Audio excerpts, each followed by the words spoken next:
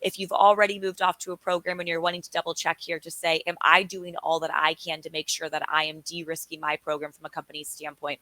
You can kind of see here, I think there's really four important categories with regards to managing that risk. And so one, it's ensuring that if you are going to be giving anyone any type of mileage, car, or vehicle allowance or reimbursement, it's important that they have a valid driver's license. If anything were to happen on the road and we find out that this is a employee that does not have a valid driver's license, it can become a really sticky situation for those employers.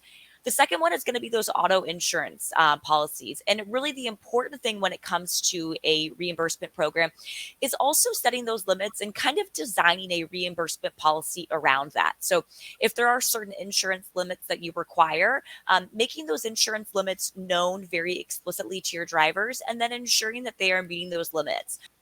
The third thing being having a clean driving record.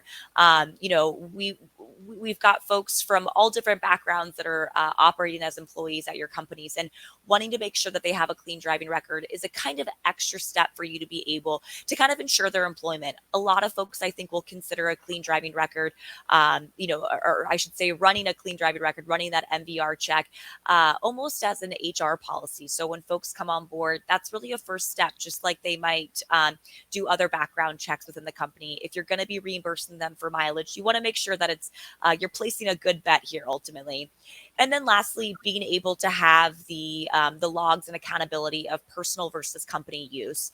If accidents were to happen outside company windows, you want to make sure you have those logs to be able to kind of substantiate that, hey, we don't have our drivers operate on Sunday afternoons. That's not a time of day that we are employing our merchandisers or sales reps or team leads to work.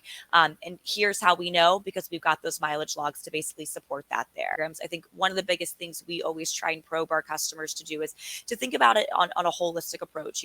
What is the risk that I'm attaining here, and what is the cost benefit as well?